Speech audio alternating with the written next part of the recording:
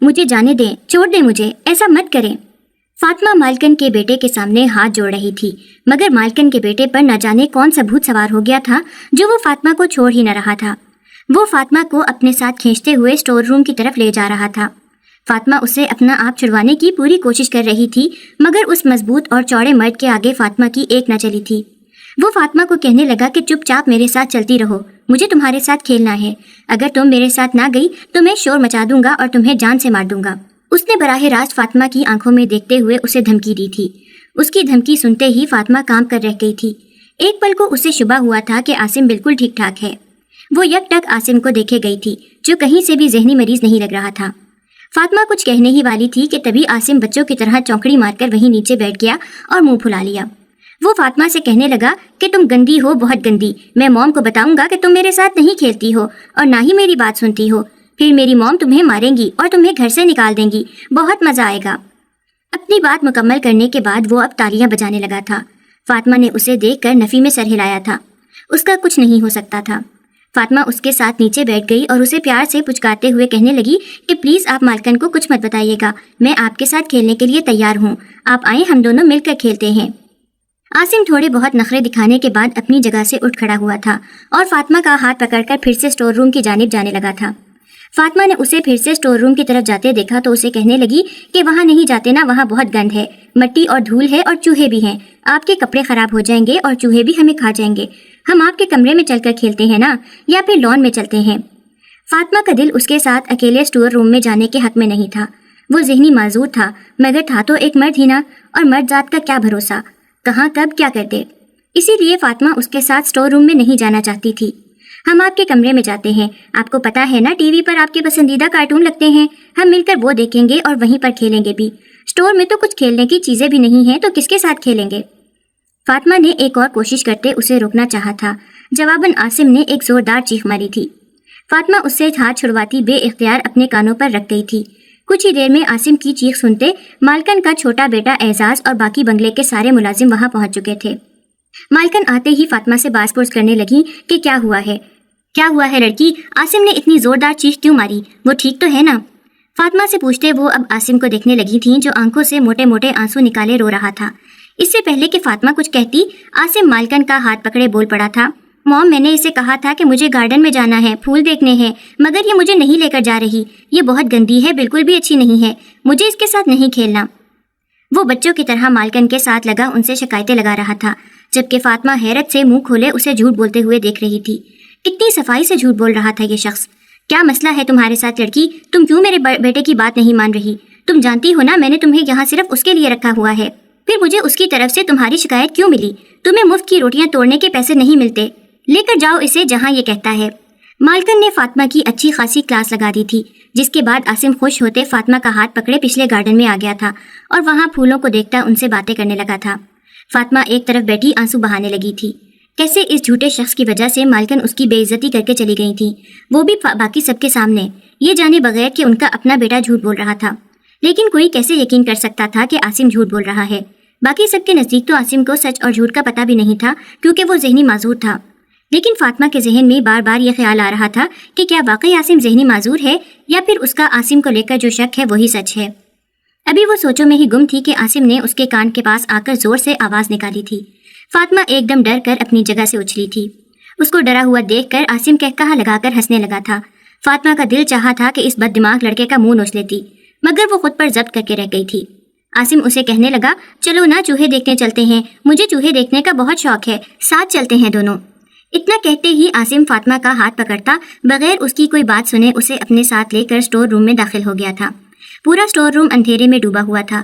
عاصم نے lights on کی تھیں اور یوں ہی فاطمہ کا ہاتھ مضبوطی سے پکڑے اسے ایک صوفے پر لے جا کر بٹھایا تھا۔ یوں تو پورا اسٹور روم اور سارا سامان گرد سے اٹا پڑا تھا، مگر اس صوفے کی حالت قدرے بہتر دکھائی دے رہی تھی۔ یوں دکھائی دے رہا تھا جیسے کسی نے اسے صاف کیا ہو، مگر کس نے؟ اسٹور روم کی طرف تو مہینوں کوئی منہ بھی نہیں کرتا تھا، پھر آخر کس نے؟ فاطمہ کے ذہن میں بہت سے سوالات آ رہے تھے، مگر یہاں ایسا کوئی نہیں تھا کہ جو اس کے سوالوں کے جوابات دے سکتا۔ عاصم صوفے پر بٹھانے کے بعد اب سامنے کھڑا اسے ٹکٹکی باندھے دیکھ رہا تھا۔ اس کی نظروں میں کچھ تو ایسا تھا جس نے فاطمہ کو چونکنے پر مجبور کر دیا تھا۔ وہ گھبرا کر وہاں سے اٹھنے ہی والی تھی کہ عاصم اس پر جھک آیا اور اسے کہنے لگا، خبردار یہاں سے ہلنا بھی مت، ورنہ چوہا پکڑ کر تمہارے اوپر ڈال دوں گا۔ پہلے سنجیدگی سے کہتے آخر میں وہ پھر سے بچوں کی طرح ہنسنے لگا تھا۔ فاطمہ اسے کچھ کہتے کہتے رک گئی تھی۔ وہ چیزوں کو الٹ پلٹ کر دیکھتے دیکھتے دروازے سے باہر نکل گیا تھا۔ فاطمہ سر پکڑ کر رہ گئی تھی۔ اس شخص کی حرکتوں سے اب وہ عاجز آ گئی تھی۔ نہ جانے اسے یہاں چھوڑ کر اب وہ خود کہاں چلا گیا تھا۔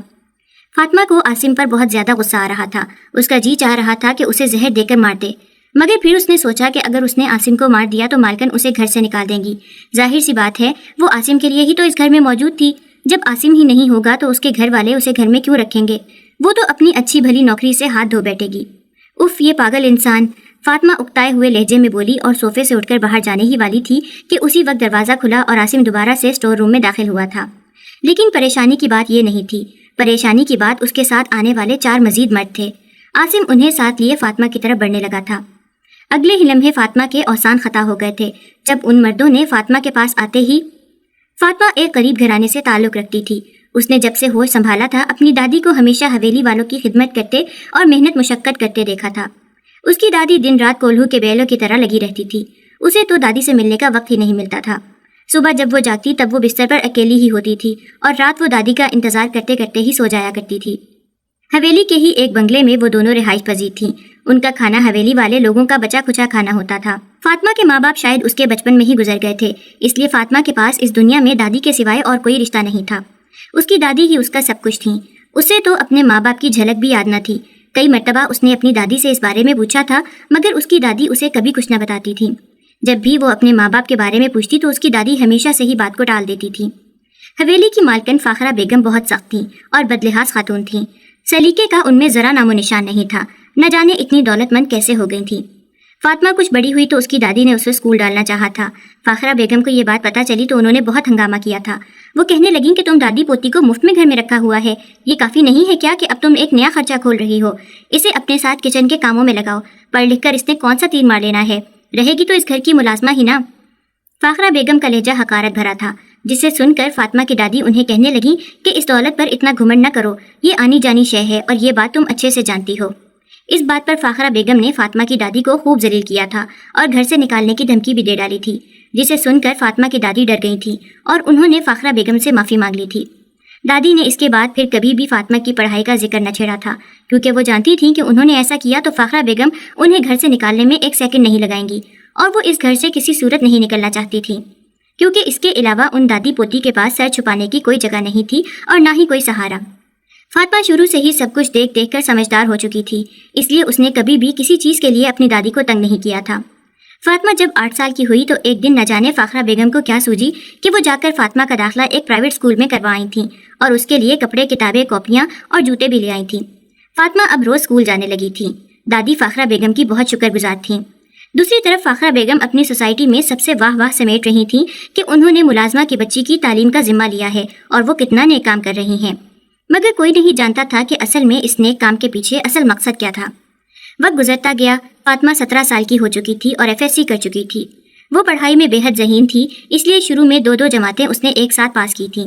اب اس نے حویلی کے کاموں میں اپنی دادی کا ہاتھ بٹانا شروع کر دیا تھا، یا یوں کہہ لیں کہ ان کی آدھی سے زیادہ ذمہ داری فاطمہ نے اپنے سر لے لی تھی۔ وہ مہارت سے ان کے سارے کام کرنے لگی تھی۔ دادی اب زیادہ تر کمرے میں ہی رہنے لگی تھیں۔ عمر کا تقاضا تھا، ان کی بوڑھی ہڈیاں اب جواب دے گئی تھیں، اوپر سے بڑھاپے کی بیماریاں ایک ساتھ حملہ آور ہوئی تھیں۔ مناسب علاج اور دیکھ بھال نہ ہونے کی وجہ سے دادی بالکل بستر سے لگ کر رہ گئی تھی۔ ایسے میں فاطمہ ہی تھی جس نے حویلی کے سارے کام سنبھال لیے تھے، لیکن فاخرہ بیگم کو فاطمہ سے نہ جانے کون سا خدا واسطے کا بیٹھ تھا کہ وہ ہر وقت اس کے کام میں نقص نکالتی رہتی تھی اور جب بھی دل کرتا تھا فاطمہ کو بے نقص سنا دیا کرتی تھی۔ فاخرہ بیگم اور رشید احمد کے 2 بیٹے اور ایک بیٹی تھی، عاصم، اعزاز اور ارسا۔ ارسا اور فاطمہ ہم عمر تھیں۔ اعزاز ان دونوں سے 7 سال بڑا جبکہ عاصم 12 سال بڑا تھا۔ ارسا اور اعزاز اپنی ماں جیسے ہی تھے، لیکن عاصم ان سب سے مختلف تھا۔ وہ ہمیشہ بہت کم گو اور اداس رہنے والا لڑکا تھا۔ وہ صرف 12 سال کا تھا جب فاخرہ بیگم نے اسے باہر کے ملک اپنے ایک جاننے والوں کے ہاتھ بھجوا دیا تھا تاکہ وہ وہاں رہ کر اچھی تعلیم حاصل کر سکے۔ اب وہ پورے 22 سال بعد گھر واپس آ رہا تھا۔ فاطمہ کی دادی کی طبیعت بہت خراب رہنے لگی تھی۔ فاطمہ بہت پریشان تھی۔ اس کی بہت زیادہ منتیں کرنے کے بعد فاخرہ بیگم اس کی دادی کو ہسپتال لے جانے کے لیے تیار ہوئی تھی، مگر وہ ابھی راستے میں ہی تھے کہ تبھی فاطمہ کی دادی کی روح پرواز کر گئی تھی۔ فاطمہ کے لیے یہ لمحہ کسی قیامت سے کم نہیں تھا۔ اس کی زندگی کا واحد اور اکلوتا رشتہ بھی اسے چھوڑ کر جا چکا تھا۔ وہ اس بے رحم دنیا میں بالکل تنہا رہ گئی تھی۔ حویلی والوں کی طرف سے ہی فاطمہ کی دادی کے جنازے اور تجہیز و تکفین کا انتظام کیا گیا تھا۔ فاطمہ کی دادی کے جنازے میں بے شمار لوگوں نے شرکت کی تھی، جنہیں دیکھ کر فاطمہ کی آنکھیں مزید بھر آئی تھیں۔ بھلا کبھی کسی لاوارث ملازمہ کے جنازے میں بھی کبھی اتنے لوگوں نے شرکت کی ہوگی؟ فاطمہ 3 دن تک کمرے میں بند رہی تھی۔ دادی کی موت کا صدمہ ہی اتنا بڑا تھا، اسے صبر ہی نہیں آ رہا تھا۔ وہ دن رات روتی رہتی تھی۔ تیسرے دن فاخرہ بیگم اس کے کمرے میں آئی تھیں۔ انہوں نے اس کے ساتھ ہمدردی کی تھی اور پھر اسے کہنے لگیں کہ تمہاری دادی مر چکی ہیں، اس بات کو تمہیں جلد از جلد تسلیم کرنا ہوگا۔ سوگ کے لیے 3 دن کافی ہیں، اب تمہیں اپنے کام سنبھال لینے چاہیے۔ اگر تمہارا ارادہ نہیں ہے تو بھی صاف صاف بتا دو تاکہ میں پھر کوئی نئی ملازمہ رکھ لوں، مگر اس صورت میں تمہیں یہاں سے جانا ہوگا۔ فاخرہ بیگم نے بے حسی کی انتہا پار کر دی تھی۔ انہوں نے اتنی بڑی بات کہتے ہوئے یہ تک نہ سوچا تھا کہ وہ اکیلی لڑکی جو تنہا تنہا ہے، بے آسرا اور بے سہارا ہے، وہ اس گھر سے نکل کر کہاں جائے گی۔ انہیں تو بس اپنے کاموں کی پڑی ہوئی تھی۔ مجبوراً فاطمہ کو دادی کی موت کا غم سینے میں چھپانا پڑا تھا اور وہ حویلی کے کاموں کو پھر سے سنبھالنے لگی تھی۔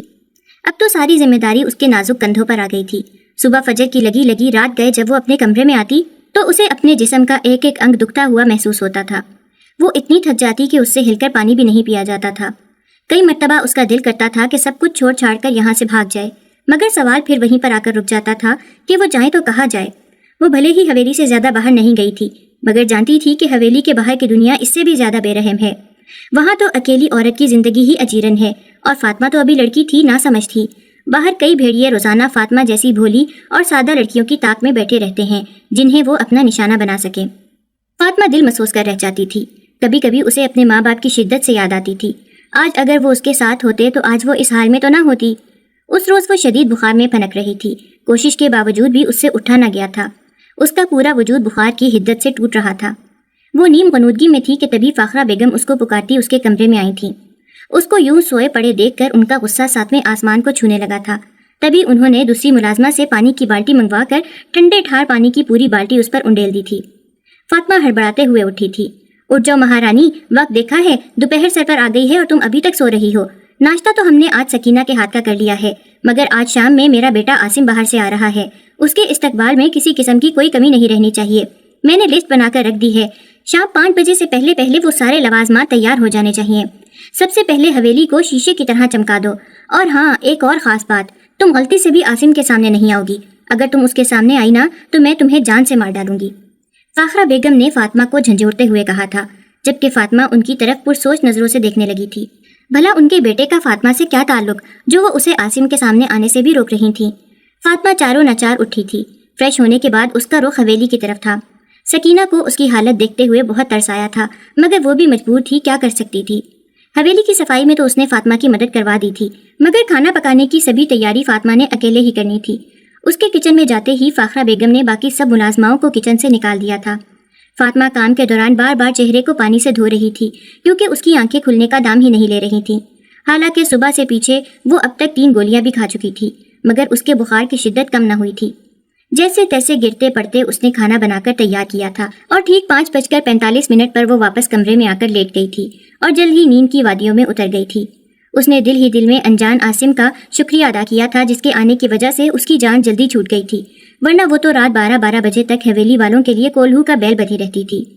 حویلی میں بھلے ہی 4 لوگ تھے، مگر ان چاروں کی 40 فرمائشیں ہوتی تھیں، اور رہی صحیح کسر ان کے دوست احباب پوری کر دیا کرتے تھے، جو وقت بے وقت ٹپک جاتے تھے۔ فاطمہ کی آنکھ حویلی میں ہونے والا شور شرابہ سن کر کھلی تھی۔ اس نے گھڑی پر نظر ڈالی جو رات کے 9 بجا رہی تھی۔ اس کا بخار اترا تو نہیں تھا، مگر آرام کی وجہ سے اس کی شدت میں کافی کمی آ گئی تھی۔ فاطمہ فریش ہو کر باہر آئی، جہاں فاخرہ بیگم سر ہاتھوں میں گرائے رو رہی تھیں۔ سکینہ سے پوچھنے پر معلوم ہوا کہ ان کے بیٹے کا ایکسیڈنٹ ہو گیا ہے اور وہ ہسپتال میں داخل ہے۔ فاطمہ کو اس کے لیے دلی افسوس ہوا تھا۔ 22 سال بعد گھر لوٹنے والا عاصم نہ جانے کون سے حادثے کا شکار ہو گیا تھا۔ 3 دن ہسپتال میں رہنے کے بعد عاصم کو گھر لایا گیا تھا، جہاں داخل ہوتے ہی وہ بھڑک اٹھا تھا اور ہاتھ مار کر چیزیں نیچے گراتا توڑ پھوڑ کرنے لگا تھا۔ سب اسے سنبھالنے کی کوشش کر رہے تھے، مگر وہ کسی کے قابو میں نہیں آ رہا تھا اور اونچی آواز میں شور کیے جا رہا تھا۔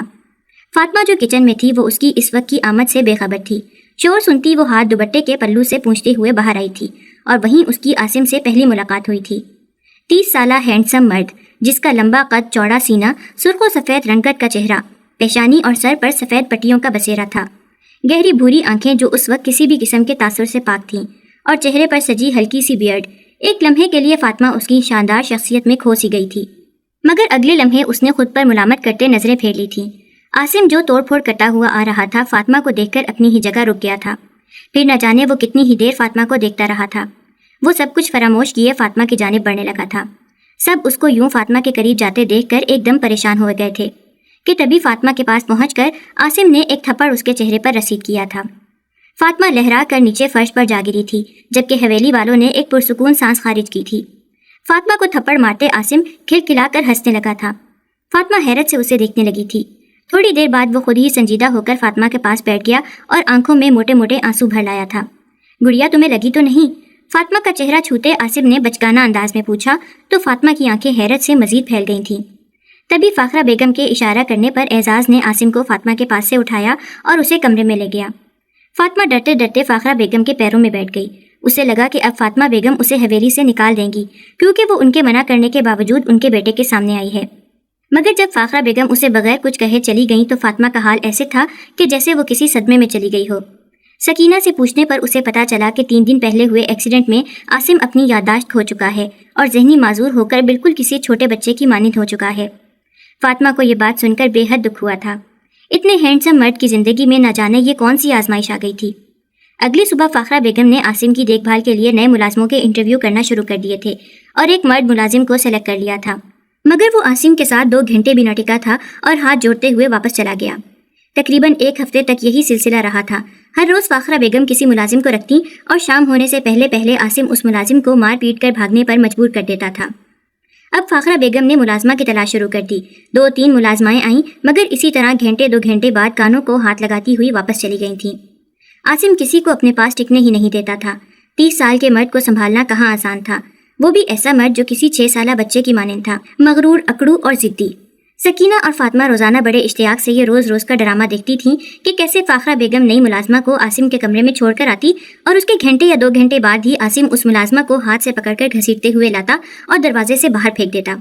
एक रोज जब आसिम ने एक मुलाजमा को लाकर बाहर फेंका तो न जाने फातिमा के दिल में क्या आई कि वो उस लड़की के पास पहुंच गई जो 22-23 साल की थी। फातिमा ने उससे पूछा कि तुमने ऐसा क्या किया है जो उसने तुम्हें निकाल दिया है। उस पर वो लड़की कहने लगी कि वो शख्स पागल है, बस दिखने में खूबसूरत दिखता है, ज़हनियत का इतना ही गंदा है। पहले बच्चों की तरह मेरे साथ कुछ न कुछ खेलता रहा, फिर उसने मुझसे ज़बरदस्ती करने की कोशिश की। मैंने इनकार किया तो मुझे बुरा भला कहते हुए बाहर निकाल दिया।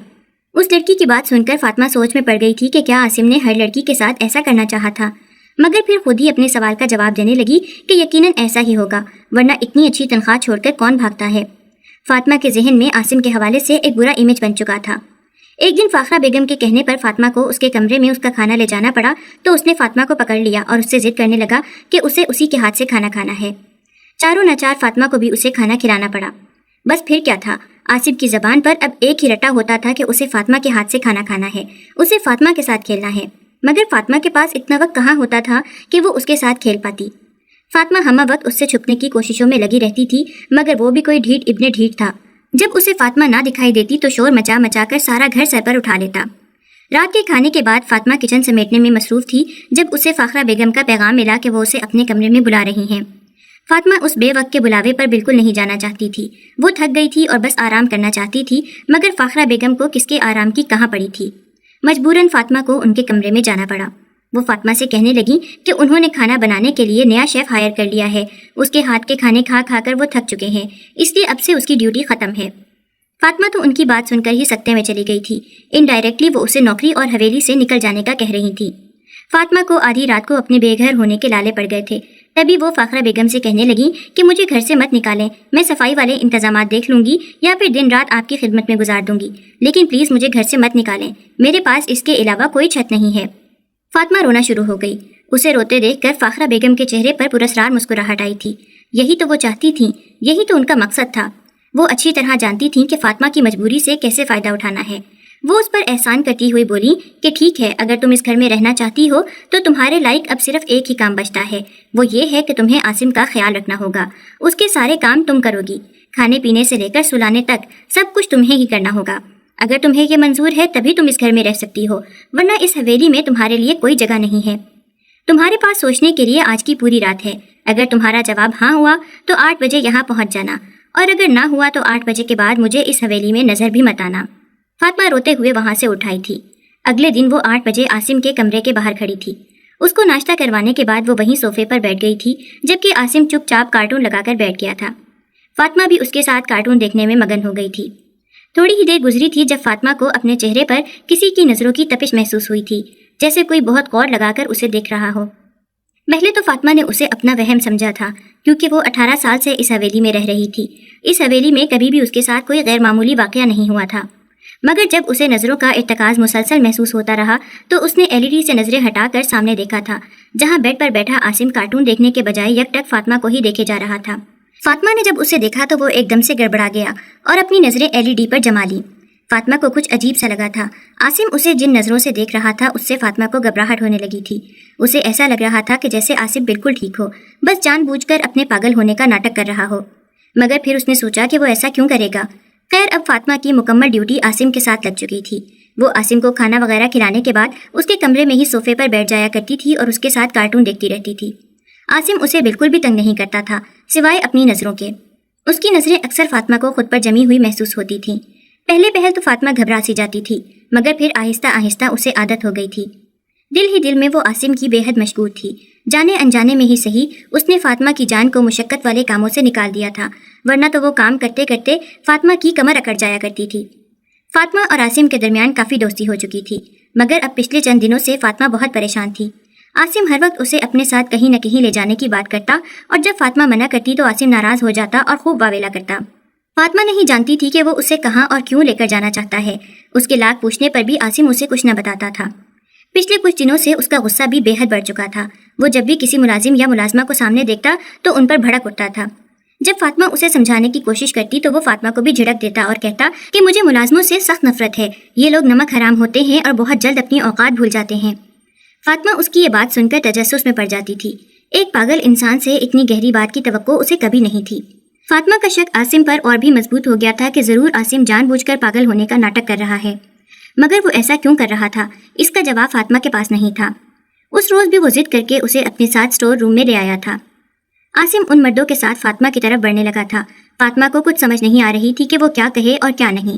اسے عاصم سے اس چیز کی بالکل بھی توقع نہیں تھی، یعنی اس کا شک ٹھیک تھا، عاصم کوئی پاگل نہیں تھا بلکہ صرف پاگل ہونے کا ناٹک کر رہا تھا۔ وہ چاروں مرد صوفے پر بیٹھ چکے تھے۔ عاصم چلتا ہوا ساکت کھڑی فاطمہ کے پاس آیا تھا، جس کی آنکھوں میں ڈھیروں سوال تھے۔ اس سے پہلے کہ وہ کچھ پوچھتی، عاصم ایک گھٹنے کے بل اس کے سامنے بیٹھ گیا اور اسے کہنے لگا، فاطمہ میں آپ سے بہت محبت کرتا ہوں، لیکن اس سے پہلے میں آپ کا گناہ گار ہوں۔ میں جانتا ہوں آپ کے ساتھ بہت غلط ہوا ہے، اور ابھی آپ میری کسی بھی بات کو نہیں سمجھیں گی، مگر میں آپ سے وعدہ کرتا ہوں کہ بہت جلد آپ کو سب کچھ سچ سچ بتا دوں گا۔ مگر ابھی آپ کو میری بات ماننی ہوگی، ورنہ آپ کے ساتھ مزید غلط ہو جائے گا، اور میں چاہ کر بھی کچھ نہیں کر پاؤں گا۔ فاطمہ حیرت سے اپنے سامنے بیٹھے عاصم کو دیکھ رہی تھی۔ عاصم، آپ تو پاگل، میرا مطلب ہے وہ حادثہ۔ فاطمہ کے منہ سے ٹوٹے پھوٹے الفاظ ادا ہوئے تھے۔ میں آپ کو سچ بتا دوں گا، مگر ابھی یہ ضروری ہے، پلیز بیٹھ جائیں۔ عاصم اس کے سامنے کھڑا ہوتے اسے سامنے رکھی کرسی پر بٹھانے لگا تھا۔ وہ اس سے نکاح کرنا چاہتا تھا، مگر فاطمہ ایسا نہیں کرنا چاہتی تھی۔ وہ تو یہ سوچ سوچ کر ہی خوفزدہ ہو رہی تھی کہ جب مالکن کو اس سب کے بارے میں علم ہوا تو وہ تو اس سے کھڑے کھڑے گھر سے نکال دیں گی۔ فاطمہ اس سے کہنے لگی کہ میں ایسا نہیں کر سکتی، مالکن مجھے جان سے مار ڈالیں گی۔ تب عاصم نے کہا کہ انہیں وہ خود دیکھ لے گا، لیکن اگر اس نے یہ نکاح نہیں کیا تو وہ اسے تب بھی مار ہی ڈالیں گے، اس لیے بہتری اسی میں ہے کہ وہ اس کے ساتھ نکاح کر لے۔ لیکن فاطمہ اس کی بات نہیں مان رہی تھی۔ مجبوراً عاصم کو اسے اس کے ماں باپ کی قسم دینا پڑی تھی۔ اپنے ماں باپ کے نام پر وہ بالکل چپ کر گئی تھی اور عاصم کی طرف دیکھنے لگی۔ عاصم نے کہا کہ میں آپ کے موم ڈیڈ کو اچھے سے جانتا تھا، آپ یوں سمجھ لیں کہ اگر آج وہ ہوتے تو میرے اس فیصلے میں میرے ساتھ ہوتے، تو کیا آپ اپنے ماں باپ کی رضامندی سے بھی یہ نکاح نہیں کریں گی؟ عاصم اسے گہری نظروں سے دیکھتے ہوئے بولا تھا۔ کچھ سوچ کر فاطمہ نے نکاح کے لیے حامی بھر لی تھی۔ یوں اس اسٹور روم میں فاطمہ نے اپنے سارے جملہ حقوق عاصم کے نام کر دیے تھے۔ اس کے ساتھ ہی عاصم نے فاطمہ سے کچھ اور پیپرز پر بھی سائن کروائے تھے، جن کی بابت پوچھنے پر اس نے فاطمہ کو کہا کہ وقت آنے پر اسے سب علم ہو جائے گا، بس وہ تھوڑا سا صبر رکھے۔ فاطمہ کے دماغ میں بہت سے سوالات اٹھ رہے تھے، مگر وہ جانتی تھی کہ ابھی عاصم اسے کچھ بھی نہیں بتائے گا۔ اسی کشمکش میں 3 دن گزر گئے تھے۔ وہ عاصم کو کھانا دینے کے بعد اپنے کمرے میں آ گئی تھی۔ ابھی اسے لیٹے کچھ ہی دیر گزری تھی کہ تبھی عاصم اس کے کمرے میں آ گیا۔ اپنے کمرے میں عاصم کو رات کے اس پہر دیکھ کر فاطمہ کو بہت حیرت ہوئی۔ وہ اسے اپنے کمرے سے جانے کا کہنے لگی، مگر عاصم نے اس کی ایک بات نہیں سنی اور زبردستی اسے اپنے حصار میں لے کر لیٹ گیا تھا۔ رات کا آخری پہر شروع ہوا تو عاصم اس کے پاس سے اٹھا اور اسے کہا کہ آپ گہری نیند میں ہونے کا ناٹک کریں، کچھ بھی ہو جائے جب تک آپ کو میری آواز نہ آئے اس سے پہلے آپ نے آنکھیں نہیں کھولنی، بس صرف مجھ پر بھروسہ رکھنا ہے۔ اس سے پہلے کہ فاطمہ کچھ پوچھتی دروازے پر کھٹکا ہوا تھا۔ आसिम पर्दे के पीछे छुप गया और फातिमा आंखें मूंद कर सोने का नाटक करने लगी। कमरे का दरवाजा खुला। फाखरा बेगम, एजाज और रशीद साहब कमरे में दाखिल हुए। फाखरा बेगम के हाथ में कुछ कागजात थे। उन्होंने बेड पर बैठते हुए वो कागजात खोले और फातिमा का हाथ पकड़कर बेड पर लगाया और फिर उन कागजात पर अंगूठा लगाती चली गई थी। फातिमा दम साधे सब कुछ होने दिए जा रही थी। फाखरा बेगम बेड से उठी और इसके साथ ही उनकी आवाज़ सुनाई दी थी, एजाज ख़त्म कर दो इसे, ताकि फातिमा नामी किस्से से जान छूटे। तुम्हें पता है 16 साल से मैं इस हवेली पर राज कर रही हूँ, मगर कभी इतना सुकून नहीं आया जितना अभी महसूस हो रहा है। फाइनली सब कुछ मेरे नाम हो गया है, इसको ख़त्म कर दो। और हाँ, सुबह सबको कह देना कि इसकी मौत आसिम के हाथों हुई है। वैसे मेरा बेटा होकर कैसे उसका हमदर्द बन रहा था, ज़्यादा पढ़ निकाले तो उसे भी पागल खाने भिजवा देना। इसके साथ ही उन तीनों ने मिलकर कहकहा लगाया था। एजाज आगे बढ़ा और तकिया उठाकर फातिमा के मुंह पर रख दिया था। फातिमा अपने बचाव के लिए हाथ पैर चलाने लगी थी। इससे पहले कि फातिमा की सांसें उसका साथ छोड़ती, पर्दे के पीछे छुपा आसिम बाहर निकला था। उसने खींचकर एजाज को पीछे फेंका था और उसे लगातार मारने लगा था। बाकी सबके तो हैरत से मुंह खुल गए थे। सबसे ज्यादा हैरान तो फाखरा बेगम थी। उन्हें यकीन ही नहीं आ रहा था कि उनका बेटा उन्हें ही डबल क्रॉस कर चुका है, मगर अब कोई फायदा नहीं था। वो फातिमा से सब कुछ अपने नाम करवा चुकी थी। तभी ललकार कर आसिम को कहने लगी कि अब कोई फायदा नहीं है आसिम, सारी प्रॉपर्टी मेरे नाम हो चुकी है, अब तुम भी ये सब बंद कर दो। उनकी बात सुनता आसिम एजाज को छोड़ता उनके पास आया था और उन्हें कहा कि ये आपकी खुशफहमी है, चले मैं आपकी इस खुशफहमी को दूर कर देता हूँ। ये देखिए। ये कहते साथ ही आसिम ने अपनी जेब से 2 कागजात निकालकर उनकी तरफ बढ़ाए थे, जिनमें से एक उसका और फातिमा का निकाहनामा था और दूसरा प्रॉपर्टी ओनर के पेपर्स थे, जिन पर साफ साफ लिखा था कि फातिमा अपनी मर्जी से अपनी जायदाद के तमाम तर इख्तियारात आसिम को सौंपती है और अब से इस जायदाद के मुतालिक जो भी फैसला होगा वो आसिम ही करेगा। दोनों कागजात देखकर फाखरा बेगम के चेहरे की हवाइयाँ उड़ने लगीं। ये सब क्या है? वो सदमे भरी आवाज़ में बोली। तब आसिम ने उन्हें कहा कि ये वही खेल है जो आप फातिमा के साथ खेलना चाह रही थी, मगर अफसोस कि आपके अपने साथ हो गया है। बाकी बातें सुबह होंगी, अभी मुझे और मेरी बीवी को अकेला छोड़ दें। उम्मीद है सुबह तक आपको अकल आ गई होगी। आसिम की बातें फातिमा के सर से गुजर रही थीं। कौन सी जायदाद, कौन से पेपर्स, ये सब आखिर क्या हो रहा था? आसिम के सख्त लहजे को देखते हुए वो तीनों वहाँ से चले गए थे। तभी आसिम फातिमा के पास आया और कागजात उसके हाथ में थमाकर बोला कि इस सब के लिए मैं माजरत खा हूँ। फातिमा ने गुस्से से सारे कागजात एक तरफ फेंक दिए और आसिम से कहने लगी कि ये सब क्या है, आपको मुझे अभी और इसी वक्त सब कुछ बताना होगा, वरना मैं आपकी माँ के पास जाऊंगी। तब आसिम ने गहरा सांस लिया था और खुद को तैयार किया ताकि वो फातिमा को सारी सच्चाई बता सके। जूं जूं फातिमा उसके मुंह से सच्चाई सुनती गई, वैसे वैसे उसकी सिसकियां बुलंद होती गई थीं और आखिर में वो फूट फूट कर रोने लगी थी। फातिमा गरीब नहीं बल्कि खाते पीते घराने की बेटी थी। उसके माँ बाप दोनों कामयाब बिजनेसमैन थे और दोनों एक साथ काम करते थे। शादी के 3 साल बाद उनके यहाँ फातिमा की पैदाइश हुई थी। फातिमा के 2 साल का होने तक उसकी मॉम ने बिजनेस से ब्रेक ले ली थी। फातिमा 2 साल की हुई तो उन्होंने उसका बर्थडे धूमधाम से मनाने का सोचा। दोनों मियाँ बीवी फातिमा के लिए पार्टी का इंतजाम करने चले गए। फातिमा रजिया बुआ के पास थी। रजिया बुआ, जिन्हें फातिमा अपनी दादी समझती रही थी, वो उसकी दादी नहीं बल्कि उसके घर की पुरानी मुलाजमा थी। उनका आगे पीछे कोई भी नहीं था। फाखरा और रशीद भी इस घर के मुलाजिम ही थे, मगर इंतहा के लालची थे। उनके बेटे आसिम को फातिमा के डैड ने ही अपनी मौत से चंद रोज कबल बाहर मुल्क अपने जानने वालों के यहाँ भेजा था ताकि वो अपनी जिंदगी संवार सके। उस रोज फातिमा की सालगिरह वाले दिन उसके माँ बाप का रोड एक्सीडेंट में इंतकाल हो गया था और फातिमा बिल्कुल अकेली रह गई थी। सदा की लालची फाखरा ने इस बात का खूब फायदा उठाया था और सारी दौलत जायदाद पर कब्जा करके फातिमा को उसकी अपनी ही हवेली की मुलाजमा बना दिया था। वो तो उसी वक्त फातिमा को मारकर उसका किस्सा भी तमाम करना चाहती थी, मगर सारी जायदाद फातिमा के नाम थी। अगर फातिमा को कुछ हो जाता तो सारी जायदाद ट्रस्ट में चली जानी थी। मजबूरन फाखरा को फातिमा को जिंदा रखना पड़ा था। आज फातिमा 18 साल की हो चुकी थी। तभी वो फातिमा का सब कुछ अपने नाम करवा कर उसको कत्ल कर देना चाहती थी, मगर आसिम ने ऐन मौके पर उनका सारा खेल बिगाड़ दिया। जिस दिन आसिम आया उसे एजाज एयरपोर्ट पर पिक करने गया था। गाड़ी में ही आसिम ने एजाज से हवेली वालों के बारे में पूछा तो एजाज उसे अपने जैसा समझता अपनी माँ का हर करतूत बताता गया था, जिसे सुनकर आसिम को फातिमा और उसकी फैमिली के बारे में बहुत दुख हुआ था और अपनी फैमिली पर बहुत गुस्सा आया था। तभी वो एजाज पर भड़क उठा था और इसी चक्कर में उसका एक्सीडेंट हो गया था और तभी उसने जानबूझकर पागल बनने का नाटक किया था। आसिम ने शुरू से लेकर आखिर तक उसे सारी बात बता दी थी। फातिमा आसिम की बहुत शुक्रगुजार थी, लेकिन उसके घर वालों की चालों पर वो हैरान भी थी कि लोग कैसे कैसे रंग बदलते हैं। आज अगर आसिम नहीं होता तो न जाने उसके साथ क्या हो जाता। आसिम उसे कहने लगा कि मैं सुबह ही अपने वालिदैन को यहाँ से ले जाऊँगा, आप उन्हें जो सज़ा देना चाहें मुझे मंजूर है, और अगर इस रिश्ते से आज़ादी चाहती हैं तो भी आपकी अपनी मर्जी है, मैं आपको नहीं रोकूंगा। आसिम उसके कमरे से निकल गया था। फातिमा वहीं बैठी अपनी ज़िंदगी पर गौर करती रही थी। सुबह फाखरा समेत सभी शर्मिंदा से खड़े थे और फातिमा से माफ़ी मांग रहे थे। न जाने फातिमा में इतना ज़र्फ कहाँ से आया कि उसने उन सबको माफ़ कर दिया। وہ ہمیشہ سے دولت کے ترسے ہوئے لوگ تھے، اتنی بڑی جائیداد دیکھی تو لالچ کے مارے اندھے ہو گئے تھے اور اپنی اوقات بھول گئے تھے۔ عاصم انہیں معاف نہیں کر پایا تھا، وہ انہیں وہاں سے لے کر ایک سادہ سے بنے گھر میں لے آیا تھا جو نہ تو زیادہ بڑا تھا اور نہ زیادہ چھوٹا۔ اسے عاصم نے اپنی محنت سے بنایا تھا۔ فاطمہ نے عاصم کو اپنی زندگی میں قبول کر لیا تھا، اسی کا احسان تھا جو وہ ابھی تک زندہ تھی، اور عاصم کو ٹھکرا کر وہ احسان فراموش نہیں بننا چاہتی تھی۔